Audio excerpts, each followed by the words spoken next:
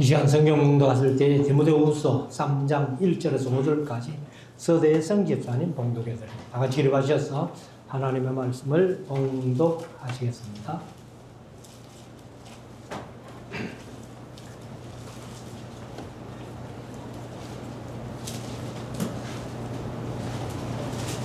내가 이것을 알라. 말세에 고통하는 때가 이르리니 사람들은 자기를 사랑하며 돈을 사랑하며 자긍하며 교만하며 회방하며 부모를 거역하며 감사치 아니하며 거룩하지 아니하며 부정하며 원통함을 풀지 아니하며 참소하며 절제하지 못하며 사나우며 선한 것을 좋아 아니하며 배반하여 팔며 조급하며 자고하며 쾌락을 사랑하기를 하나님 사랑하는 것보다 더하며 경건의 모양은 있으나 경건의 능력은 부인하는 자니 이 같은 자들에게서 내가 돌아서라. 아멘.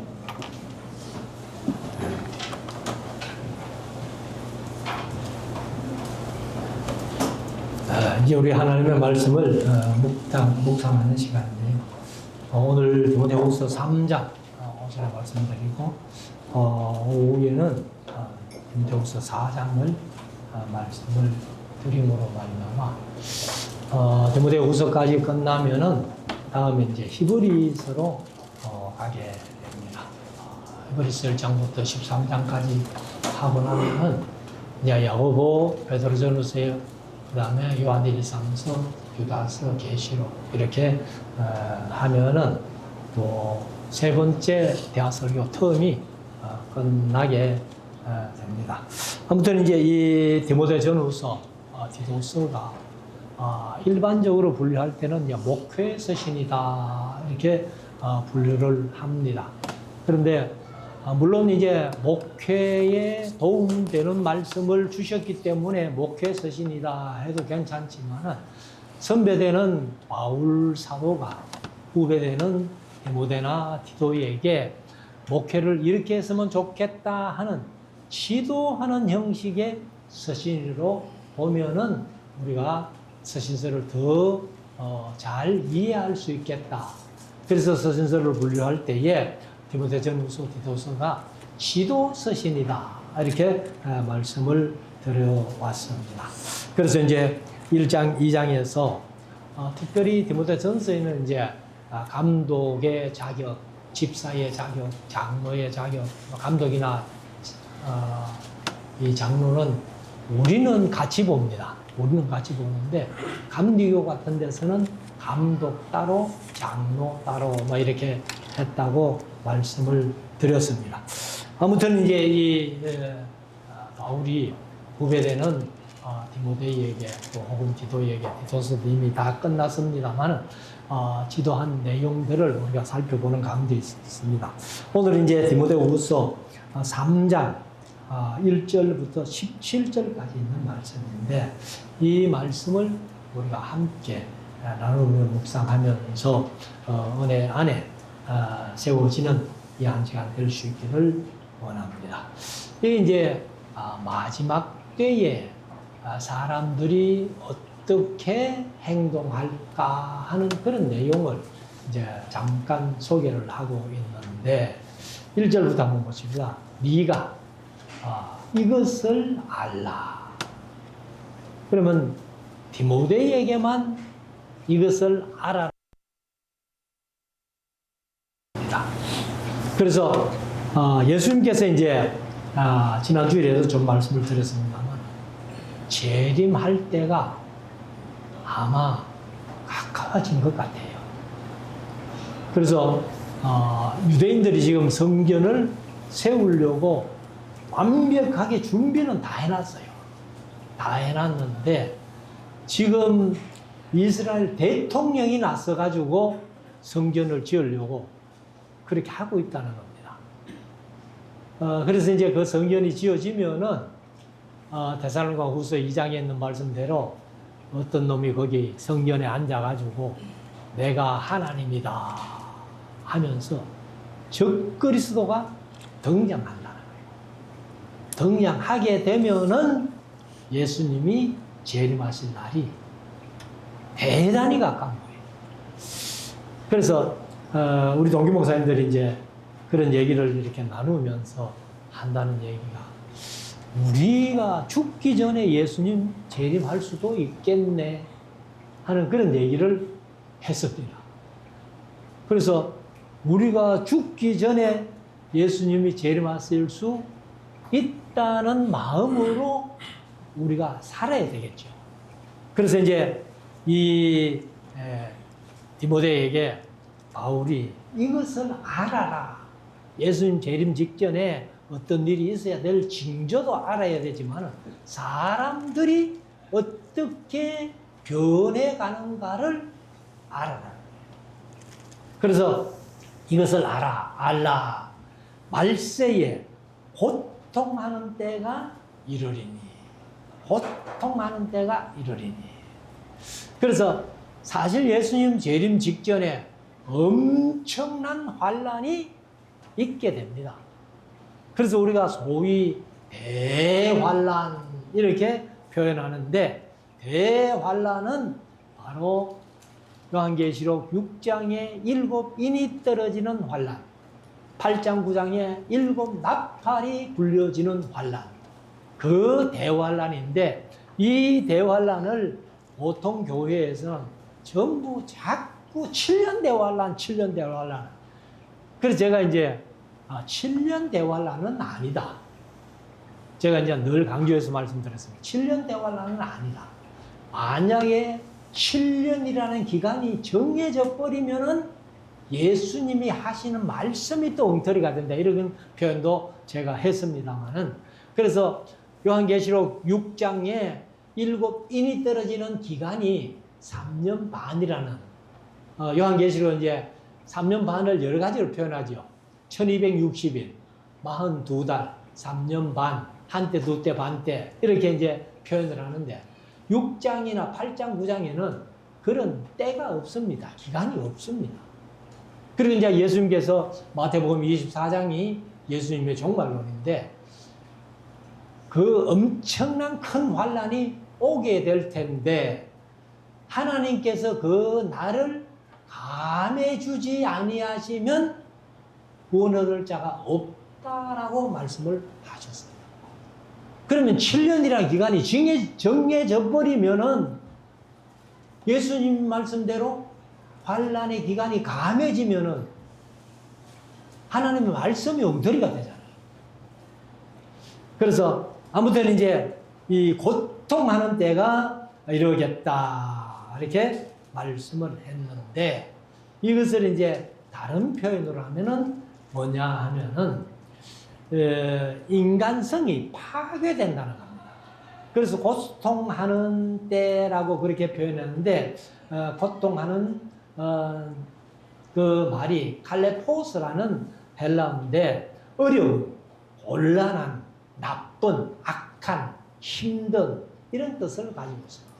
그러니까 아주 힘들 기간이 온다는 거예요. 그리고 이제 때를 여기 헬라어로는 두 때가 있다고 말씀드렸죠. 하나는 카이로스라는 때, 하나는 크로노스라는 때.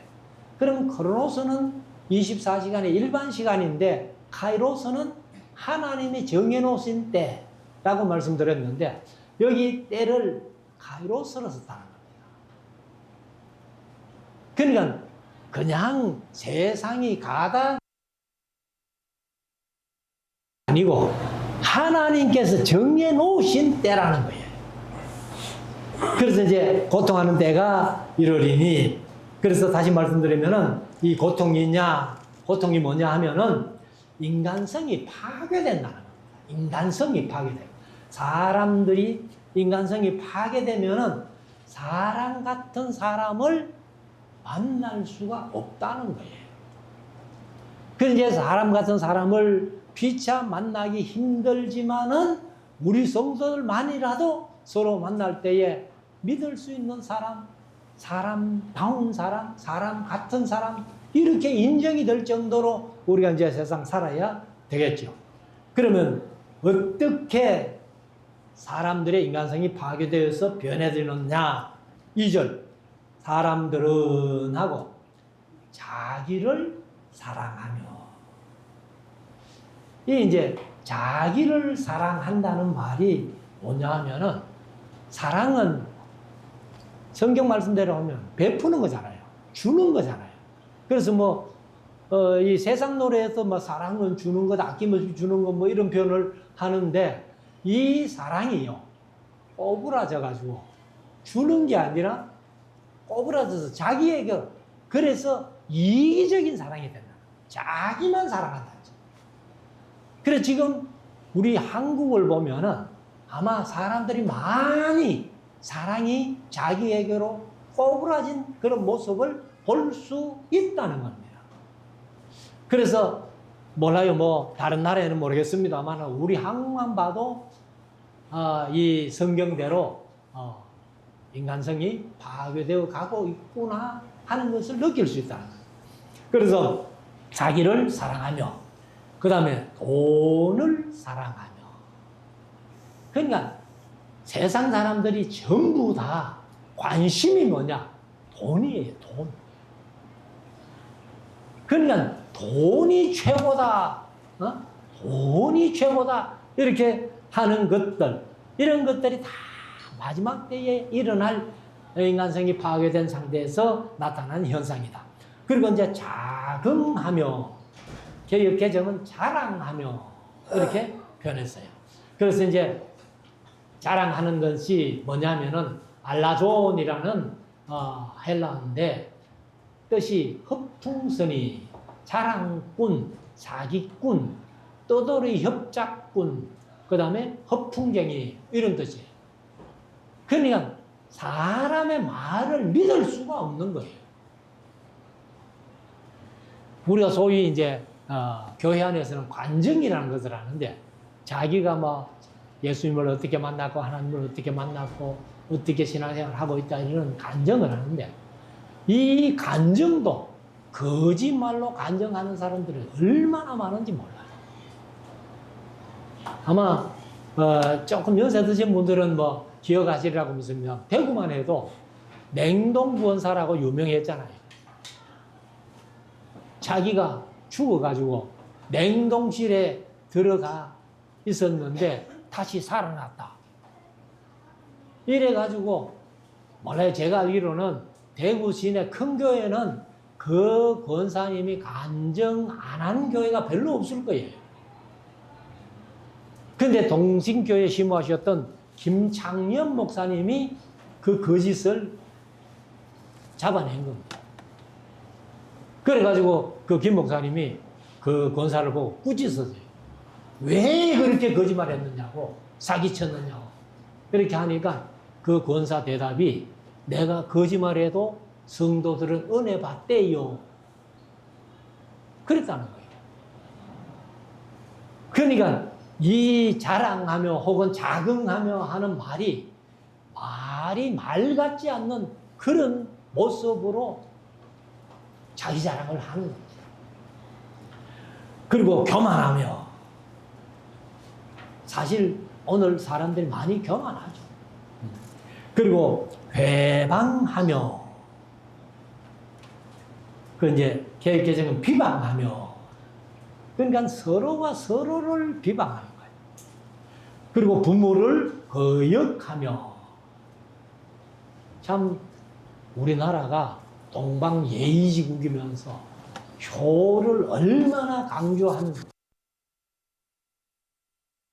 그러면 자식들이 부모에게 효하는 것을 찾아보기 참 힘드는 그래서 그런 기사들이 많이 났습니다만은 제주도 여행지게 죽은다고 데리고 가가지고는 제주도 그냥 버리고 온 그런 자식들도 있다는 겁니다.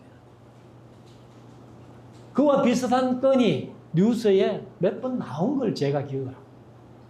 그냥 자식들이 부모에 대해서 교를 행하기는 그냥 거역한다는 거예요. 거역하며 그 다음에 감사치 아니하며 거룩하지 아니하며 거룩하다는 말은 우리가 이제 우리 성도들에게만 해당되는 말인지는 모르겠습니다만 거룩하지 않는 그리고 불경건한 그래서 제가 이제 이 경건이란 말이 뭐냐 할 때에 경건은 호람대오다 이렇게 말씀드려요. 호람대오, 하나님 앞에서. 그래서 우리가 세상 살아가면서 사람의 눈도 의식하고 좀 사람의 눈에 합하도록 살아야 되지만은 우리 성도들은 하나님 앞에서 비록 하나님이 안 보이시지만 우리 눈에 안 보이시지만은 하나님이 불꽃 같은 눈으로 우리를 살피고 계시는 거예요. 그래서 하나님 앞에서 사는 그 삶이 바로 경건이다. 경건. 그래서 거룩하지 아니하다는 말이 경건하지 않다는 얘기예요. 그도 무정하며 정이 없어요. 애정이 없어요. 그리고 원통함을 풀지 아니하며 참소한다는 말은 개혁개정은 모함한다는 거예요. 모함. 그리고 절제하지 못하며 사나우며 선한 것을 좋아하지 아니하며 그래서 선을 행하기를 싫어하는 거예요. 그리고 4절에 가면은 배반하여 팔며 배반하고 배신하는 겁니다. 그리고 조급한다는 말은 이게 이제 프로페테스라는 헬라 단어인데 뜻은 이렇습니다. 떨어지다 혹은 넘어지다.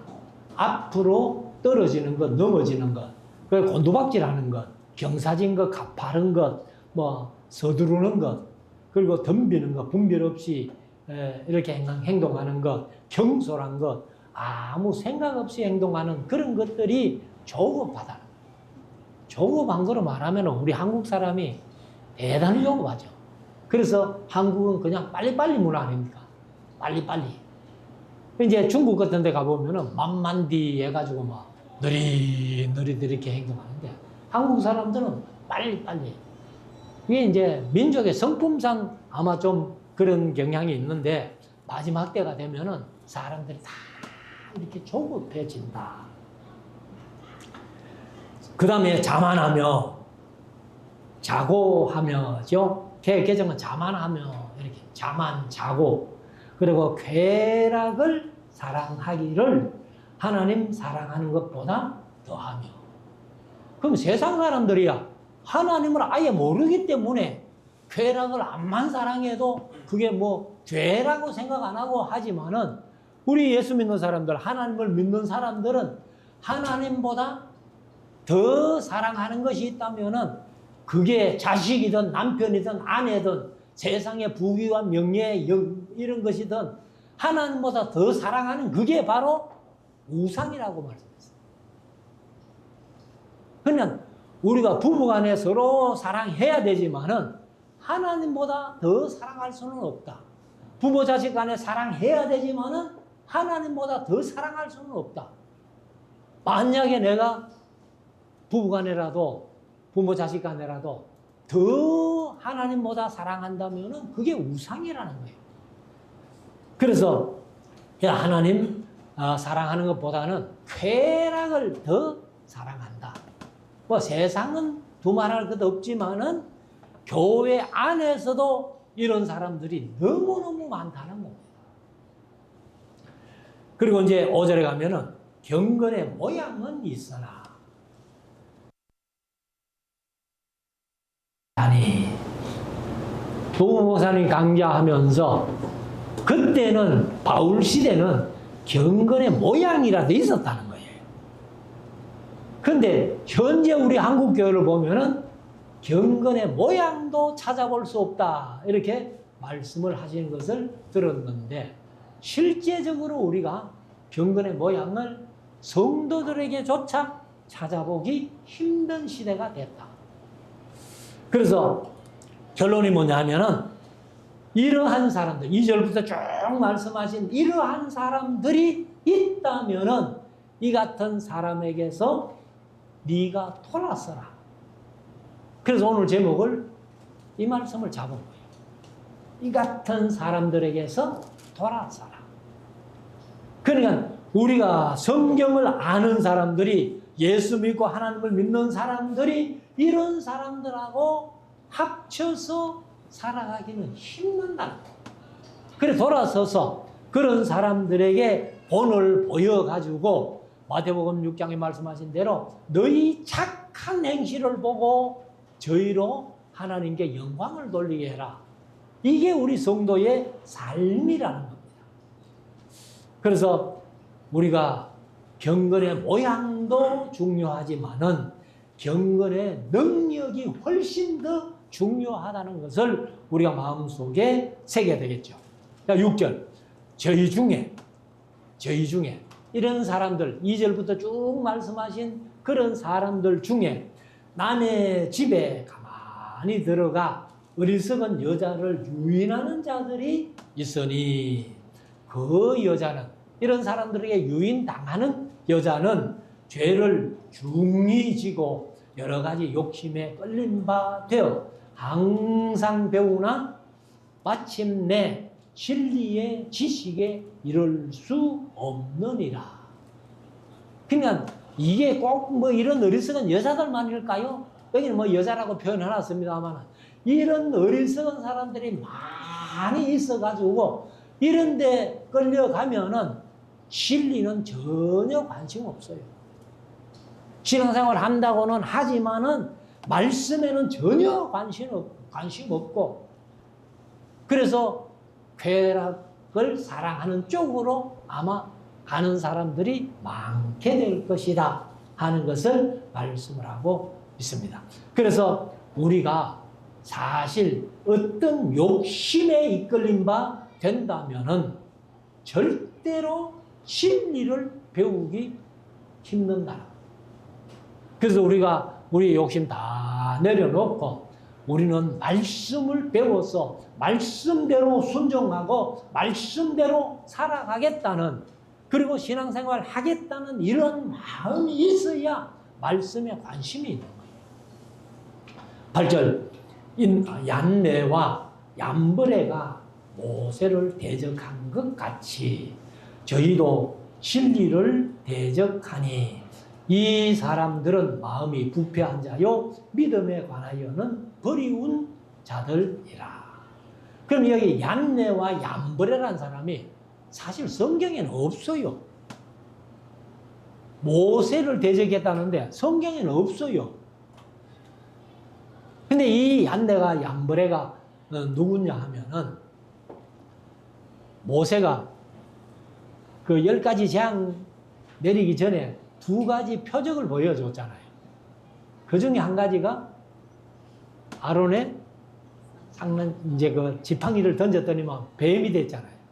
뱀이 되니까 이 바로의 술사들, 그들도 지팡이 던지니까 뱀이 되잖아요. 그 뱀을 만든 사람 중에 2사람이 얀네와 얌브레라는 겁니다. 그래서 이 모세를 이제 대적한 걸로 이렇게 표현을 했는데, 그런데 이 사람들, 앞에 쭉 말씀하신 이 사람들, 자기 욕심에 끌려 사는 사람들, 이런 사람들은 마음이 부패한 자다. 그래서 믿음에 관하여는 버리운 자들이다. 이렇게 말씀을 하고 있습니다. 그래서 우리가 이 얀네와 얌브레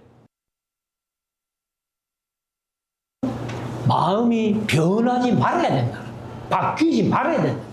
그래서 진리를 쫓아가야 된다. 9절 그러나 저희가 더 나가지 못할 것은 저 2사람의 된 것과 같이 저희 어리석음이 드러날 것임이니라. 여기 이제 이 바울이 이 말씀을 쓰면서 누구를 염두에 두고 했는지는 모르지만은 아마도 우리가 이제 사도행전 20장에 보면은 에베소 교회 장로들을 밀레도에 불러 내려가지고 쭉 말씀한 내용이 있는데, 그 이제 자기를 좁게 하려고 아마 어리석은 말하는 사람들이 생겨날 것을 미리 바울이 얘기를 했잖아요. 그러니까 이제 아마도 에베소 교회에 그런 사람이 있었던 것 같아요. 그래서 이 바울이 디모데에게 오늘 제목대로 이 같은 사람들에게서 네가 돌아서라. 그래 에베소에 그런 사람들이 있었다는 것을 이렇게 말씀을 하는데, 우리가 이제 사실은 사도행전 19장에 보면은 이 은장색 데메드리오가 나오잖아요. 데메드리오. 그 사람이 나오는데 이제 자기의 이 장사가 좀 안 된다고 해가지고 바울을 죽이려고 영역장으로 몰려가는 그런 모습을 우리가 봤습니다만, 그래서 바울이 누군가를 아마 염두에 두고 최종적으로 이 디모데에게 이런 사람들 조심해 하고 이렇게 권면을 한 것 같습니다. 10절 나의 교훈과 행실과 의향과 믿음과 오래 참음과 사랑과 인내와 핍박과 고난과, 그러면 여기 보면은 이 전부 다 힘들고 어려운 일들이에요. 그래서 우리의 이제 교훈, 행실, 의향, 믿음, 의향이라는 것은 이 차려놓은 진열, 전시, 그리고 이제 마음의 계획이나 마음의 결심을 얘기를 합니다.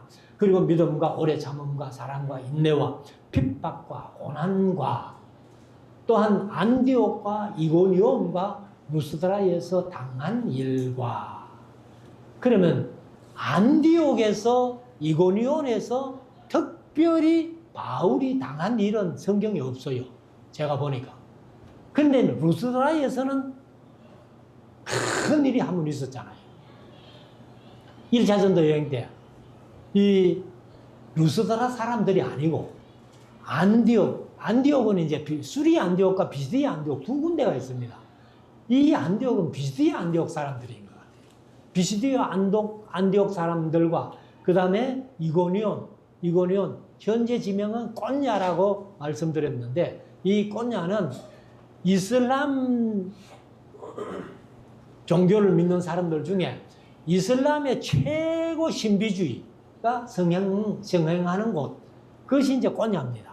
그 이고니온인데, 안디옥과 이고니온에서 사람들이 몰려와가지고 바울을 루스드라에까지 와가지고 바울을 돌로 친 거예요. 그래서 죽은 줄 알고 그냥 버려놓고 갔는데 바울이 다시 살아난 일이 1차 전도여행 때 있었단 말이에요. 그래서 우리가 이제 사도행전 14장 19절에 보면은 유대인들이 안디옥과 이고니온에서 와서 무리를 초인하여, 초인한다는 말은 불렀다 그 말이죠. 돌로 바울을 쳐서 죽은 줄 알고 성 밖에 끌어내치니라. 근데 죽은 줄 알고 버리고 갔는데 바울이 다시 살아난 거예요. 그래서 사도행전 14장 21절 22절에 보면은 바울이 이런 표현을 했습니다. 복음을 그 성에서 전하여 많은 사람을 제자로 삼고 루스드라와 이고니온과 안디옥으로 돌아가서 제자들의 마음을 굳게 하여 이 마음에 거하라 권하고, 또 우리가 하나님 나라에 들어가려면 많은 환난을 겪어야 할 것이라. 그렇게 바울이 얘기했다. 많은 환난을 겪어야 할 것이다. 우리가 예수님 재림할 때까지 생명이 유지된다면은 큰 환난, 대환난, 7 빈이 떨어지는 환난, 7 낙탈이 불려지는 환난, 이거 우리가 통과해야 돼요. 지금 복음주의나 이제 세대주의에서는 환난 전유를 얘기를 하잖아요. 성도들은 환난이 없다 이렇게 가르치는데, 그게 이제 조용기 목사님을 비롯해가지고 우리 대구 제일교회 심호하셨던 이상근 목사님, 이런 분들이 세대주의 신학자입니다. 그래서 제가 어릴 때만 해도 그런 요즘은 복음성가나 뭐 CCM이라고 합니다만은 그때는 찬송가 외에는 성가라고 했어요. 성가라고 해가지고 가사를 뭐 보통 뭐 허사가니 인생 모경가니 뭐 이런 것들은 뭐 20몇 절씩 되는 그런 노래를 불렀고, 그리고 이제 제가 지금 그때는 뭐 아무것도 모르고 그렇게 불렀는데 지금 생각하면은 그게 전부 세대주의 노래. 세대주의 노래 가운데 한 가지가 뭐냐면 세상과 잘 있거라 나는 가노라 7년 환란 오기 전에 나는 가노라. 이게 세대주의. 그것을 우리가 어릴 때는 부흥에 참석해가지고 얼마나 많이 불렀는지 모릅니다. 그래서 우리가 하나님 나라에 들어가려면 많은 환란을 겪어야 할 것이라 말씀하신 사도행전 14장 21절 22절 말씀. 그래서 안디옥과 이고니온과 루스드라에서 당한 일과 또 어떠한 비판받은 것을 네가 과연 보고 알거니와. 그러니까 디모데가 루스드라에서 바울을 만났잖아요. 물론 2차 전도행 때 만났어요. 그런데 바울에게 그 얘기를 들었을 것이고 또 2차 전도행 하면서도 바울이 얼마나 환란을 많이 겪은 것을 디모데가 친히 본 사람이에요. 그래서 이제 이렇게 표현합니다. 네가 과연 보고 알았거니와 주께서 이 모든 것 가운데서 나를 건지셨느니라. 그러니까 그 환란 가운데서도 주께서 건져주셨다라고 이제 이렇게 얘기를 하는 거죠. 12절 무릇 그리스도 예수 안에서 경건하게 살고자 하는 자는 핍박을 받으리라. 우리가 자칫 잘못 생각하면요, 경건하게 살면은 하나님께서 은혜 주시고 복 주셔서 아무 어려움도 없이 신앙생활 할 수 있다. 천만의 말씀. 여기 바울이 분명히 말씀합니다. 무릇 경건하게 살고자 하는 자에게는 핍박이 있다. 13절 악한 사람들과 속이는 자들은 더욱 악하여져서 마지막 때가 되면 더 악해진다. 그래서 속이기도 하고 속기도 하나니, 속이기도 하고 속기도 하지만은 14절 그러나 우리 예수 믿는 사람들은, 신앙인들은 완전히 반대되는 삶을 살아야 된다 그 말이죠. 그래서 이 그러나라는 접속사는 앞에 긍정이면 뒤에는 부정이고 앞에 부정이면 뒤에는 긍정이고 완전히 반대되는. 그래서 14절에 그러나라고 표현했는데 너는 배우고 확신한 일에 거하라. 배운 것을 떠나지 말고 배운 것을 확신하면서 생활해라. 너는 네가 네게서 배운 것을 알며. 디모데가 누구에게 배웠어요? 바울에게 배웠어요. 바울에게 배운 것을 알아라. 네가 네게서 배운 것을 알며. 15절 또 네가 어려서부터 성경을 알았나니. 외조모 유니게로부터 또 어머니 외조모 로이스로 그 다음에 어머니 유니게로부터 성경 말씀을 많이 어려서부터 들었다는 거예요. 그래서 성경을 알았나니 성경은 능히 있는 믿음으로 말미암아 구원에 이르는 지혜가 있게 하느니라. 이것이 바로 성경을 통해서 말씀을 통해서 구원 얻는 도리를 배울 수 있다는 거예요. 그래서 로마서 10장 17절 자주 인용을 합니다만 믿음은 들음에서 나며 들음은 그리스도의 말씀으로 말미암았느니라. 그래서 16절에 가면은 모든 성경에 해봐야 66권밖에 안 돼요. 그래서 모든 성경은 하나님의 감동으로 된 것으로 교훈과 책망과 바르게 함과 의로 교육하기에 유익하니. 마지막 17절 이는 하나님의 사람으로 온전케 하며 모든 선한 일을 행하기에 온전케 하려 함입니다. 그래서 하나님께서 성경을 주신 목적이 뭐예요? 바로 성도를 온전케 한다. 여기서 이제 온전케 한다는 말은 아주 능력 있게 또 건전하게 완전하게 결점이 없이 이렇게 사는 것을 얘기를 합니다. 그런데 말씀이 없으면 이런 삶을 못 산다는 거예요.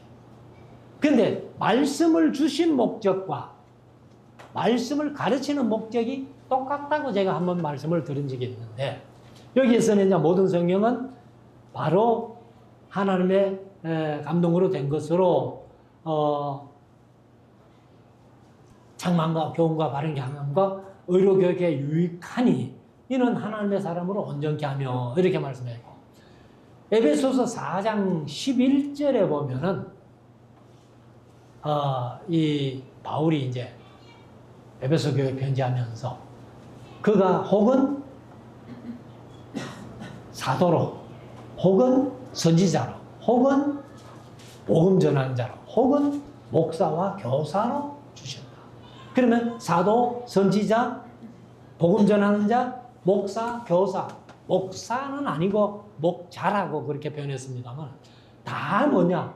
가르치는 직분이에요. 성경을 가르치는 직분. 그래서 주셨나니 이는 하고 그 이유는 성도를 온전케 하며 똑같아요. 목적이 똑같다는 거예요. 그리고 봉사의 일을 하게 하며 그리스도의 몸을 세우려 함이라. 그리스도의 몸은 교회를 세우는 거예요. 그래서 이 17절에서 바로 성경을 주신 목적과 에베소 4장 11절 이하에 말씀을 가르치는 목적이 똑같다는 거예요. 그렇기 때문에 우리가 이 성경을 가르치고 전하는 일이 얼마나 귀중한지 몰라요. 아마 신앙생활 속에서는 가장 귀한 일이 성경을 가르치는 일이 아니냐. 그래서 저도 개인적으로는 지금은 마음은 그렇습니다. 뭐 다시 태어날 일도 없지만은 제가 다시 태어난다 해도 저는 목사가 될 거다. 목사가 돼서 성경 가르치는 일을 할 것이다. 감히 그렇게 한번 고백을 해봅니다. 제가 사실 앞에서도 말씀드렸습니다만 목사 되기 싫어서 중학교 졸업하고 고등학교 갈 때에 실업계로 갔던 사람. 그래서 목사 안 되려고 군에 갔다 와가지고도 또 직장생활 1년 하면서 피해가려고 했는데 결국 목사가 됐어요. 목사가 됐는데 처음에는 그냥 성경을 뭐 그래도 성경대로 하려고 애는 썼는데 모르니까 옳게 모르니까 못했던 것이 지금도 이렇게 제 자신이 보이는 거예요. 그래서 솔직히 노후 목사님을 만나고 목사님을 통해 가지고 성경을 이만큼이라도 조금 알고 나니까 이제 다시 한번 태어난다 해도 저는 목사가 돼서 성경을 가르칠 것이다 하는 그런 생각을 해봅니다. 그래서 우리 말씀 사역한 모든 성도들이 이 말씀을 기억하면서 하나님께서 우리에게 가장 큰 선물이 예수님이고 또 예수님과 같은 선물이 성경을 주신 건데 그 성경을 주신 목적이나 성경을 가르치고 전하는 목적이 똑같다는 사실을 우리가 마음속에 명심하고 애써서 하나님 마음을 시원하게 들을 수 있는 우리 모두가 될 수 있기를 주의 이름으로 축원합니다.